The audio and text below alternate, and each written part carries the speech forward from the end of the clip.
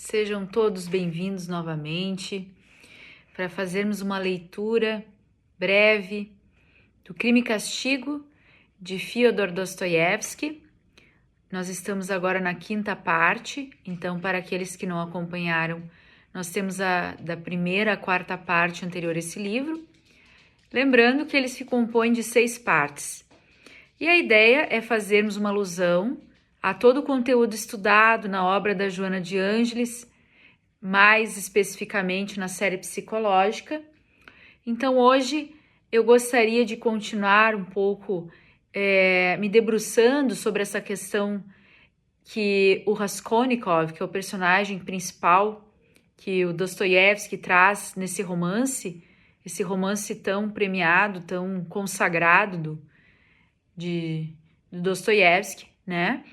E para isso o autor faz alusão, além desse personagem principal, a vários outros personagens aos quais nós podemos olhar as personalidades dele. Então, mesmo aqueles que não acompanharam a história, ou que estão pegando aqui, nós podemos fazer uma leitura dessa fotografia, né? Claro que é interessante se já leram o livro ou se já acompanharam os outros livros, porém nós podemos refletir a partir desses personagens, porque eles vão trazer vários temas que nos remetem à psicologia junguiana, da doutrina espírita, que vão nos remeter a tudo aquilo que nós vivenciamos no dia a dia com uma novela, porque Dostoiévski vai trazer sempre esse conteúdo psicológico dos seus personagens. Ele vai trazer cenas, sarcasmos, certas nuances, o que está por trás daquilo. Então, nesse sentido, se faz muito interessante para nós pensarmos acerca desses personagens. Nós vamos começar com o livro Autodescobrimento, de Joana de Ângeles, psicografia de Divaldo Franco, onde ela vai trazer na página 87 dessa edição, Plenitude e a Meta, o subitem, e o capítulo é o 6, Equilíbrio e Saúde. Então, aqui nessa página, mais à frente, na página 88, a benfeitora vai dizer: qualquer ascensão exige esforço, assim como toda mudança propõe ampliação ou renovação de paradigma. Ela coloca paradigma em itálico. As grandes conquistas da humanidade firmaram-se mediante a superação dos paradigmas então vigentes, fixando-se pelos valores de que se constituíram com caráter propulsionador do progresso. Mais adiante ela vai dizer na outra página: ocorre então que o homem e a mulher, que se não renovem e se não se adaptem ao processo de evolução, ficarão ultrapassados, permanecendo obsoletos. Ela coloca em itálico obsoletos. Faz-se necessária a coragem de os indivíduos no contínuo desafio de evolução periodicamente reciclarem-se, reconhecendo-se ultrapassados no contexto da sociedade, ora eminentemente tecnicista e imediatista. As metas humanas, por isso mesmo, devem apresentar-se multifacetadas, para que as realizações morais, metas relevantes, evitem a desumanização, a robotização do ser. Continuando, ela vai falar em determinado momento: as espirituais, no entanto, coroarão as realizações do processo evolutivo, levando à plenitude. Então, essa proposta da Joana é justamente de trazer, de confrontar o nosso ego perante todas essas nossas máscaras, todas essas nossas personas que utilizamos, os paradigmas. O que é um paradigma? É uma ideia pré-concebida, é um certo tabu. Então, antigamente, nós sabíamos que na era vitoriana, na época de Freud, em que ele traz a teoria psicanalística, né, da questão sexual, o sexo era um grande tabu, motivo pelo qual ele vinha no formato de doenças, de histerias, de paralisias. Aquelas pessoas, principalmente as mulheres, muito castradas na época, não podiam usufruir ou mesmo usufruir da sua sexualidade de uma forma benéfica, né? Porque a sexualidade, a libido para o Jung é energia psíquica, e elas acabavam patologizando. Agora nós temos muito mais esse tabu como outros tipos de questões, como a questão do poder, a questão de ser visível ou não, se usa o termo na internet gerar conteúdo, mas nós ficamos pensando que conteúdo é esse, que muitas vezes só traz barbárie, materialismo, um culto ao corpo, culto a ter poder, muitas vezes poder aquisitivo, né? E Dostoiévski vai trazer nessa quinta parte essa questão do dinheiro, do poder atrás dos seus personagens. Então, ela vai trazendo essa proposta que esse materialismo excessivo, esses paradigmas que todos nós temos em todas as épocas, seja a época do livro, seja a época em que estamos vivendo, eles vão fazendo com que a mulher e o homem moderno se tornem obsoleto, ou seja, ultrapassado. As coisas vão passando, vão se renovando, ele vai ficando cada vez mais preso no seu arcabouço, o seu ego vai ficando rígido, as personas vão se alimentando, né? Uma persona coletiva também de se parecer, de ter-se um papel cada vez mais, né, separado do seu verdadeiro eu, do seu espírito imortal. Então ela traz essa proposta de nós encararmos a vida como um exercício para a aquisição dos nossos elementos espirituais, das nossas conquistas morais, essas sim eternas para o espírito imortal. Bom, dito isso, que acredito que todos nós que estamos aqui estamos de acordo, ou mais ou menos de acordo, por isso a nossa afinidade no tema, né? Vamos lembrar um pouco da onde paramos na quarta parte do livro Crime e Castigo.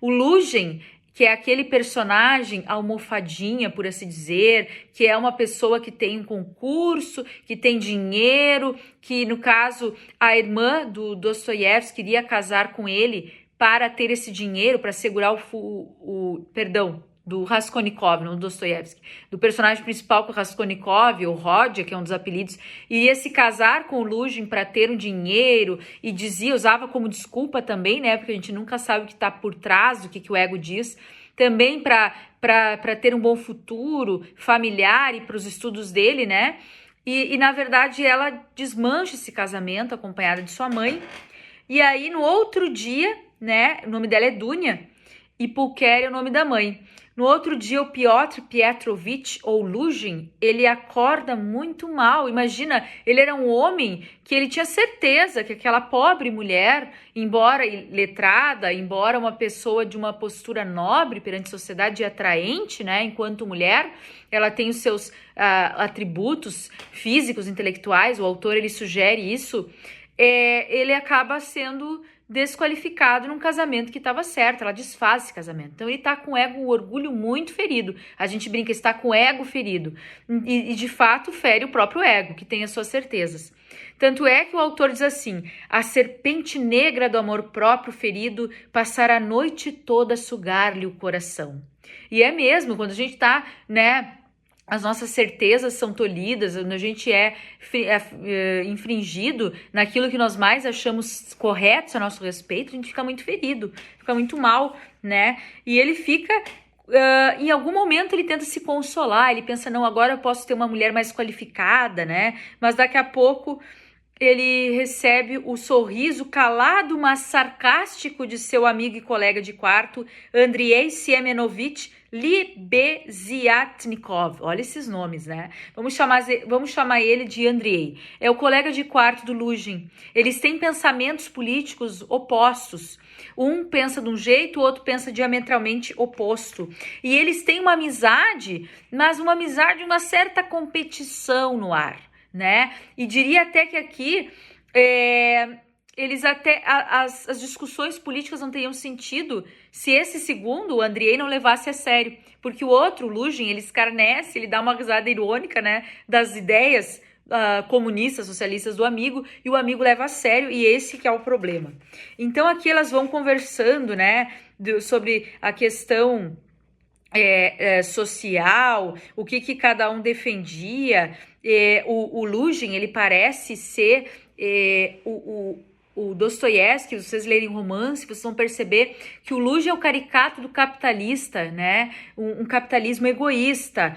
Ele pensa, se as pessoas elas valem para alguma coisa, elas têm força ou não. Eu tenho alguma coisa a temer, vão me denunciar se eu fizer algo errado, sabe? Eu posso ser um cretino. O quanto até onde vai meu poder, né? E o Andrei, no outro extremo, ele ele quase nunca tinha dinheiro, olha a descrição, ele quase nunca tinha dinheiro. Andava pelo quarto e fingia, detalhe para o fingia, olhar para todos aqueles pacotes de dinheiro, no caso, com indiferença e até com desprezo. Pietro Pietrovitch, que é o Luzhin, né? Por exemplo, não acreditava de modo algum que Andrei Semyonovitch pudesse olhar com indiferença para tanto dinheiro. Já Andrei Semyonovitch, por sua vez, pensava amargurado que, de fato, Pietro Pietrovitch podia ser capaz de pensar uma coisa dessa sobre ele e ainda se alegrava, talvez, com a oportunidade de caçoar do seu jovem amigo e provocá-lo com os maços de dinheiro ali espalhados, lembrando-lhe a sua insignificância e toda a diferença que existia entre os dois. Mas olha o que tem por trás disso que o Dostoiévski está dizendo. Mais adiante ele vai falar, mas o, entre aspas, humanitário Andrei Semyonovitch atribui esse estado de espírito de Pietro Pietrovitch à impressão deixada pelo rompimento da véspera com Dunietka e ardia de vontade de começar a falar o quanto antes sobre esse tema. A respeito disso, tinha a dizer algo de progressista e propagandístico, capaz de consolar seu respeitável amigo e, entre aspas, indiscutivelmente, trazer proveito a seu ulterior desenvolvimento. Muito bem. E então, que Ezequias são essas que estão organizando no quarto da viúva? Perguntou o Luzhin. Porque nesse caso, não sei se vocês vão lembrar, o Marmelov, que é aquele alcoolista que morre, né, atropelado pela carroça, pelos cavalos, ele deixa uma viúva que também está no leito de morte, que é essa viúva, né, no caso, que é tuberculosa, que é filha de um coronel abastado, mas ela mesma está na miséria, com seus órfãos, com a filha, que é a Sônia, que é amiga do Raskolnikov, que acaba se prostituindo para manter a comida na casa, tem tudo esse, né? Então, ele está perguntando às exéquias, aos atos fúnebres, né? Tá perguntando pro amigo, como se você não soubesse onde mesmo, o amigo diz, eu falei sobre esse mesmo tema e desenvolvi um pensamento acerca de todos esses rituais, mas ela também convidou, eu ouvi. Você mesmo falou com ela ontem. Daí ele não esperava que esse imbecil miserável fosse gastar nas exéquias todo o dinheiro que recebeu daquele outro imbecil, o Raskolnikov. Porque olha que interessante o que tem por trás disso. O Raskolnikov, após assassinar aquelas duas mulheres, ele pega um dos dinheiros na sua insânia, num acesso de generosidade que está ali na sombra também, e ele dá para a viúva uma quantidade considerável. E a viúva, ao invés de guardar aquele dinheiro, olha o ridículo da sociedade. Ao invés de guardar aquele dinheiro para manter fomentos para sua família e para ela mesma e fazer uma coisa simples, ela quer aparecer. É isso que o autor dá a entender. Ela gasta com um ato fúnebre as exéquias assim abastado, com uma comida que ela nunca apresentava, com uma pompa. E o ridículo da coisa tá que as pessoas que ela convida, elas não vão até esse ato fúnebre. Vai uma meia dúzia, ele chama aqui de polaquinhos, e um traz um outro, que eles vão lá para beber e caçoar daquele episódio, e ela fica cada vez mais constrangida com essa atitude. Então, né, tem toda uma questão aqui de socialismo, de capitalismo, de feminismo, de machismo, mas esses ismos me chama muito a atenção o que está por trás, na sombra de cada um. Por trás do neoliberalista, do capitalista, né, que se diz meritocrático, o que está por trás dos poderes e desvarios dele? Por trás do socialista humanitário, desse deboche, o que está por trás da inveja que ele tem daquele amigo? Isso tudo vai aparecendo ao longo dos tabus aqui que vão trazendo os paradigmas, por que não, né? Bom, então aqui eles travam essa discussão e daqui a pouco eles chamam a Sônia para visitar, o Luzhin chama, né, a questão da Sônia para Sonietka, que ele chama, né? E ela chega assustada, sem entender nada. Ela é uma personagem muito assustada, diz aqui desde a infância, assim, sabe lá o que aconteceu. O tal do Raskolnikov tá lá, ele chegou, perguntou-lhe, coxando que ele tem uma briga muito grande com o Raskolnikov. Ele deve pensar, de fato, que foi ele que desfez o casamento dele com a irmã, a Dunietka, né, do Raskolnikov. Ele tá ainda pé da vida, a gente sabe disso, Luzhin. Acabou de entrar, eu vi bem, por quê? Bem, neste caso, lhe peço encarecidamente para ficar aqui conosco, que não me deixará sós com essa moça. O assunto é insignificante, mas sabe Deus o que vão concluir daí. Não quero que o Raskolnikov leve para lá. Compreende que estou me referindo? Ah, compreendo. Sim, você tem direito. Na minha opinião pessoal, você está exagerando nos seus temores, mas você tem direito. Voltou ao sofá, o Luzhin, né? Sentou de frente para Sônia, que é essa filha da tuberculosa, que é amiga do Rodya, né? Olhou atentamente para ela e súbito assumiu um ar extremamente grave até severo. Tu mesma não me venhas imaginar nada demais, minha senhora? Pensou ele, e ela estava definitivamente acanhada. Era como se ele quisesse dizer, eu não estou aqui para te convidar a dormir comigo por conta da minha pompa, do meu dinheiro. E ele fez questão de deixar os maços de dinheiro, as suas joias, tudo ali, ostentando mesmo. Bom, então ele vai e conversa o seguinte, meu objetivo é outro. Ela se senta apressadamente. As notas cinzentas e risadas que não haviam sido retiradas da mesa tornaram-lhe brilhar os olhos. Ela tenta desviar, mas ele faz questão de deixar toda aquela opulência ali. Bom, então ela diz, eu quero que o senhor aceite esses 10 rublos. Ela fica corada, mas aceita. Sônia não concluiu a frase e começou a chorar. Então fique de sobreaviso.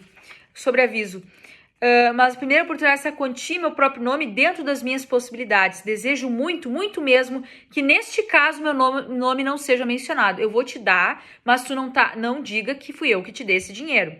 Tendo, por assim dizer, meus próprios problemas, não estou em condição para mais. E Pietro Petrovitch estendeu a Sônia uma nota de 10 rublos, depois de desdobrá-la cuidadosamente. Sônia recebeu, corou, levantou-se num salto, balbuciou alguma coisa e pôs-se a fazer reverência com a maior pressa. Ela não estava esperando aquilo. Pietro Petrovitch acompanhou solenemente até a porta. Finalmente ela se precipitou para fora do quarto, numa inquietação só e atormentada, e voltou para Katerina Ivanovna com acanhamento excepcional. É como se ela sentisse que alguma coisa estava errada em receber aquela quantia. Katerina Ivanovna é a viúva tuberculosa que é a sua mãe. Muito bem, então ele acaba chegando nas execas, no funeral, e a Katerina Ivanovna recebe ele, né? Porque ela se diz assim, for educada num lar nobre de coronel, pode-se dizer até aristocrático, ela está ali, viúva de um alcoolista que morreu atropelado de uma forma humilhante, a sua filha se prostitui, ela está tísica, ou seja, tuberculosa, enferma, mas por algum motivo, com o resto de dinheiro que ela ganha, ela quer dar um suspiro de, entre aspas, dignidade. Ela faz todo aquele funeral, toda aquela pompa, tudo aquilo, né? E ela tá esperando alguém sublime, alguém que chegue, né? Que tenha um certo poder social e então chega o Luzhin, né? Pietro Petrovitch, gritou ela quando ela chegou, ao menos o senhor me defenda. Convença essa besta tola a não se atrever a tratar dessa maneira uma senhora nobre na desgraça, que para isso exige justiça. Eu vou procurar o próprio governador-geral. Ela vai responder em memória da hospitalidade de meu pai, defenda os órfãos. Ela tá brigando com a Amália, que é a governanta, que está lá na casa dizendo, vocês vão ter que se retirar, porque vocês não pagam os aluguéis. Imagina, ela tá, olhem só, ela tá gastando todo esse dinheiro com esse funeral, mas ela sequer tem dinheiro pro aluguel lá, para sua locação da sua casa. E as duas começam a se ofender, uma dizendo que vale mais que a outra. Chega o Luzhin e ele se esquiva. Perdão, minha senhora, seu paizinho, como a senhora sabe, não tive absolutamente a honra de conhecer. Ele nem conhecia o morto.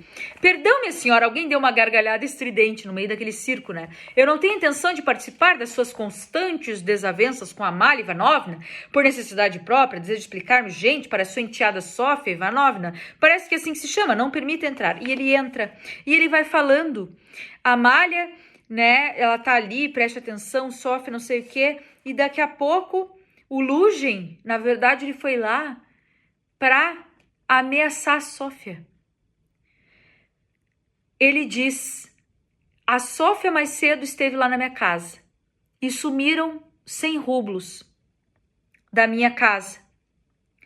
E ela diz, não sei, eu não sei de nada, com a voz fraca, ela tá surpresa, duplamente surpresa. Ela já estava surpresa quando ganhou aqueles 10 rublos. Agora, quando fica sabendo que está sendo ameaçada de que ela roubou, ela é uma ladra? Ele diz, não, eu não sei do que tá falando, ele não sabe? Reflita, mademoiselle. Ele diz, eu vou te dar uma chance de pensar nisso, para que nada pior lhe aconteça. Meu Deus, né? E Luzhin diz, Amália Ivanov, é preciso pôr a polícia a par, e por isso pede encarecidamente mandar chamar por enquanto o porteiro. E a Amália, com o seu sotaque, Deus misericórdia, alemão, eu bem saber que ela roubar, tá todo mundo ameaçando e dizendo que ela é essa pessoa. E nisso a Sônia, a Katerina Ivanovna, que é a tuberculosa, ela tem uma crise existencial. Ela enlouquece de vez, ela começa a gritar, ela quer bater nas pessoas. Ela não sabe o que acontece. Ladra, a Amália grita. Fora dos quartos, police. Eles precisam expulsar Sibéria, forra. Uma loucura, né? E a outra diz, não fui eu. E as crianças começam a chorar.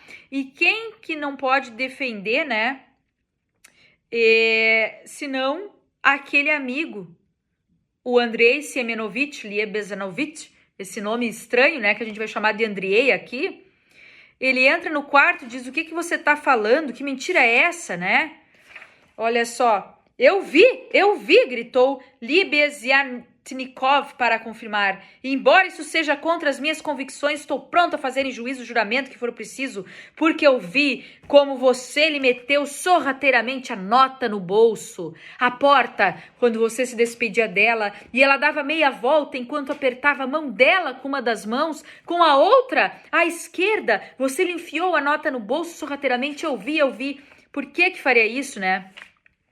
Eu vi tudo, e ainda que a janela seja de fato difícil de segurar a nota, no entanto, por um acaso especial, eu sabia da certa que era nota de 100 rublos, porque no momento que você entregava a Sofia a nota de 10 rublos, eu mesmo vi, você tirou da mesa a nota de 100. Isso eu vi, porque na ocasião eu estava de pé ali perto. Você a dobrou e ficou com ela na mão, apertado o tempo todo. Depois eu ia tornando a esquecê-la, mas quando você começou a levantar-se, passou-se na mão direita à esquerda, como num ato de magia. O companheiro de quarto vai dizer que ele mesmo fez isso. Sandice, berrou o enfurecido Luzhin. É Sandice o que está repetindo? Enfim, eles brigam. Por que faria isso, né? Também me ocorreu que você queria experimentar, isto é, ver se ela viria ou não agradecer depois do achado. Depois que você queria evitar o agradecimento, que bem, como é que se diz? Para que a mão direita não ficasse sabendo, em suma foi mais ou menos assim. Bem, que pensamentos não me passaram pela cabeça naquele momento? Conclusão geral, especialmente eu vou mandar artigo, depois chego aqui e vejo essa história. Será que poderia ter todas as ideias, desenvolver esses raciocínios se realmente não tivesse visto que você pôs 100 rublos no bolso dela? Ou seja, então, Raskolnikov, vendo tudo isso, se apropria dessa história e diz, agora tudo está plenamente esclarecido para mim. Ele que já odeia o Luzhin se aproveita da situação, né? Desde o início dessa história eu já comecei a desconfiar de que havia algum ardil abominável. Passei a desconfiar em consequência de algumas circunstâncias especiais que só eu conheço e que agora vou explicar a todos. É nelas que está toda a questão. Você, Andrei Semyonovich, que é esse companheiro de quarto Luzhin, me esclareceu tudo definitivamente com seu testemunho precioso. Peço a todos que prestem atenção. Recentemente este senhor, e aponta para Luzhin, pediu uma moça em casamento e precisamente a minha irmã, Avdotya Romanovna Raskolnikova, mas ao chegar a Petersburgo anteontem, no primeiro encontro que tivemos, se indispôs comigo e eu expulsei de minha casa, fato do qual há 2 testemunhas. Este homem é muito perverso. Anteontem eu ainda não sabia que ele estava hospedado aqui em um dos quartos, no seu. Entreguei a sua esposa uma quantia em dinheiro para o enterro. Imediatamente ele escreveu um bilhete à minha mãe e lhe comunicou que eu havia dado todo o dinheiro que tinha, fez a fofoca, não a Katerina, mas a Sofia. Usando as expressões mais vis, fez alusão ao caráter de Sofia. Isso é, aludiu ao caráter das minhas relações com Sofia. Fez tudo isso, como os senhores compreendem, com o fim de me indispor com minha mãe e minha irmã, incutindo-lhes que eu esbanje com fins indignos o último centavo do dinheiro com que elas me ajudam. Então, o Raskolnikov ele se aproveita da situação para dizer que o Luzhin fez isso para atingir ele, né? Através da Sofia. Bom, gente, a coisa vai longe, tá? Eles brigam. Nesse interim, a mãe tuberculosa ela adoece, né? E acaba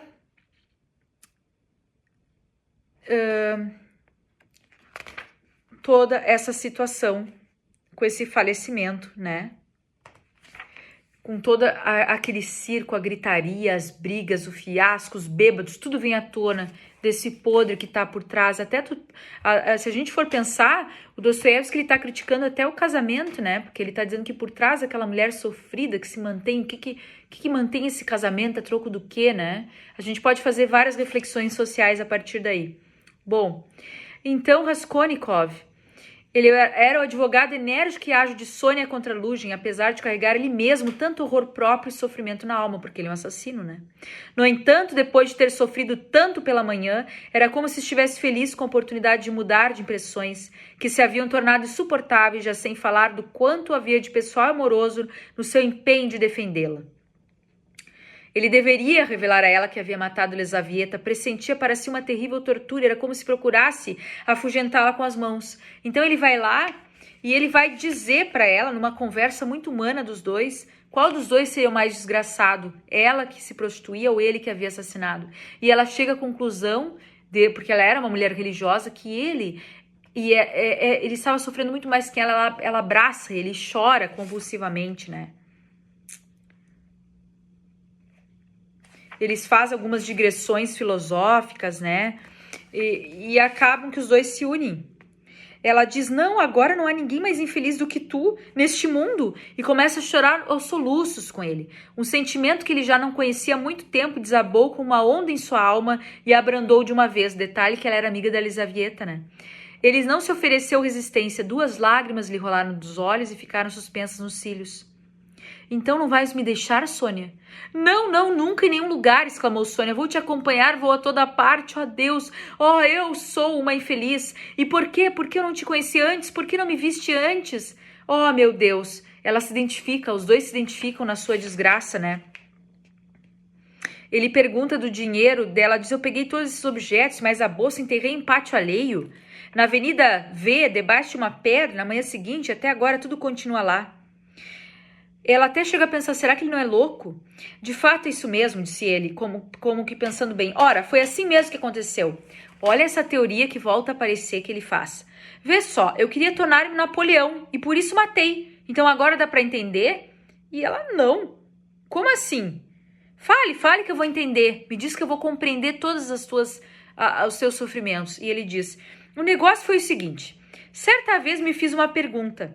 O que aconteceria, por exemplo, no meu lugar estivesse Napoleão e para começar a carreira ele não tivesse nem Tulum nem o Egito, nem a travessia do Mont Blanc, mas em vez dessas coisas bonitas e monumentais, houvesse pura e simplesmente alguma velha ridícula, usurária, que ainda por cima ele precisasse matar para lhe surrupiar o dinheiro do cofre para a sua carreira, estás entendendo? Que é o que ele pensava quando matou as 2 senhoras, né?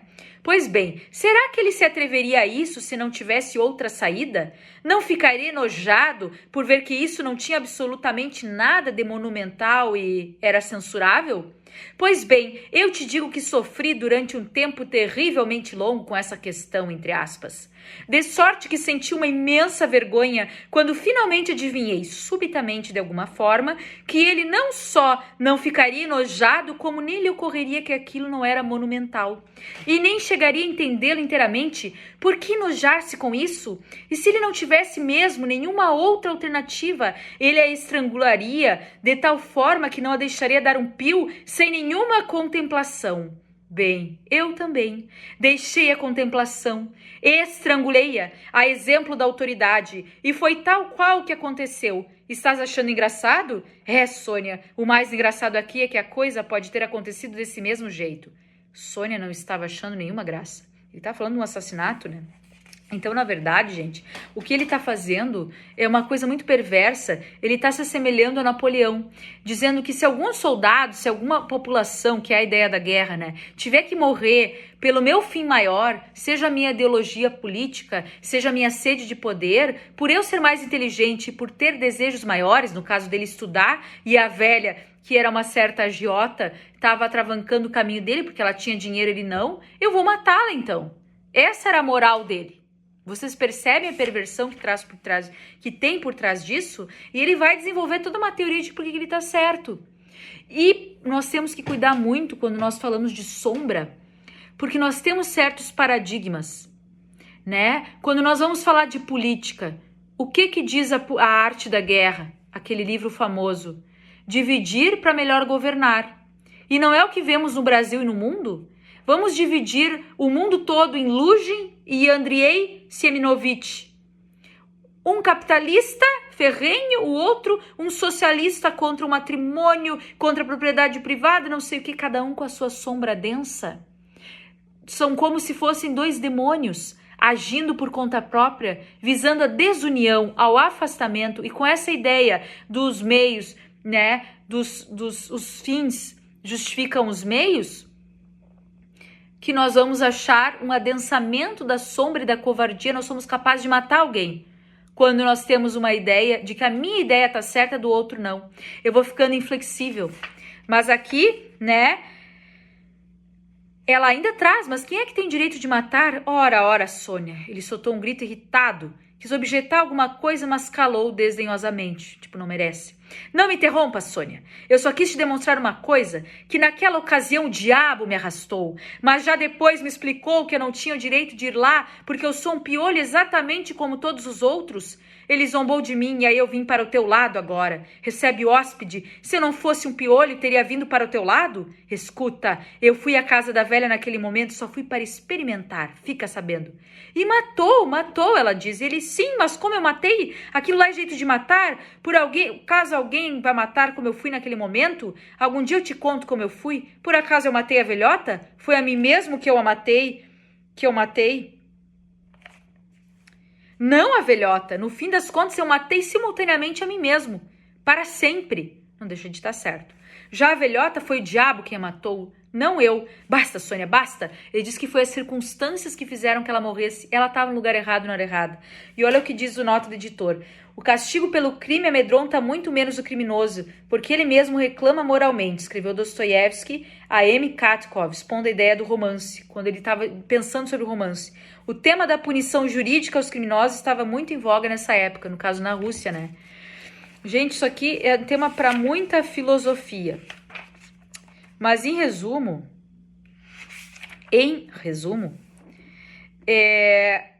nós vamos trazer ainda, tem um outro personagem aqui, que é o Svidrigailov, é um outro nome, né, que também estava procurando essa questão da... Tá querendo dar dinheiro para a irmã do Raskolnikov, né? E traz a morte da Katerina, mas em suma, nós temos que trazer muito essa questão de sombra para o nosso cotidiano. Nós podemos aproveitar essa obra, uma outra obra qualquer, para pensarmos sobre quem nós somos na comédia da vida. Que atos brutais estamos fazendo em prol de dizer que eu tô correto e o outro não. E onde termina o meu direito e começa do próximo. Para eu ir lá puxar uma briga, para eu ir lá trazer uma discordância, para eu dizer que a minha teoria é certa e se eu precisar matar, preste atenção, matar por essa teoria eu tô correta. Isso vai de encontro à nossa doutrina espírita. Pode ser que o mundo te aplauda, que o paradigma ele vai te receber bem, mas a grande verdade é que nós estamos indo contra a moral cristã muitas vezes. Essa é uma reflexão que eu gostaria de trazer aqui, né? Mas enfim, depois começa a sexta parte e ainda o epílogo, né? Gostaria de ficar por aqui e, se possível, terminar com uma poesia, que é essa questão do Kabir, 100 poemas. Vamos escolher uma poesia aqui dele. Recebe esta palavra da qual o mundo procede. Ela é o meu próprio guru e eu seu discípulo. Mas poucos conhecem o seu real significado. Ó Sado, recita esta palavra, insiste, persiste. Os rishis a receberam, os Vedas a exaltam, Mas quem é capaz de decifrar seu mistério? O asceta regressa ao lar quando a escuta.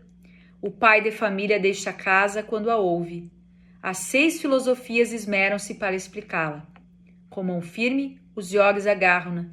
Dizem que dela provém tudo o que existe. Mas quem poderia dizer onde ela se origina? Ou seja, quem que está com a verdade? Qual religião? Qual ideia política? Quem que nos contou a história? Por onde nos nortear? Vamos pensar em como agiu Jesus Cristo e vamos tentar pensar como ele faria. Se o que eu vou falar vai contra essa moral, talvez seja melhor não falar. Se a ideologia que eu estou defendendo, ela pode ferir um irmão, talvez seja melhor eu ficar quieta e eu pensar se essa ideologia pode servir para mim ou para a sociedade, mas não querer matar uma tropa toda e ofender toda uma pessoa, me sentindo eu mesma Napoleão. Então vamos ficar com essa... Gostaria de trazer essa filosofia por fim nesse momento. Bom, meus queridos amigos, cada vez mais denso, né? Estamos indo ao caminho do fim. Não vamos poder esbater todas as questões que esse livro nos traz, bem como as obras da Joana, mas vamos ficar por aqui hoje, trazendo a 6ª e última parte no próximo episódio. E muito em breve. Muito obrigado, fiquem todos bem, fiquem com a paz e a luz do nosso Mestre Jesus. Que assim seja.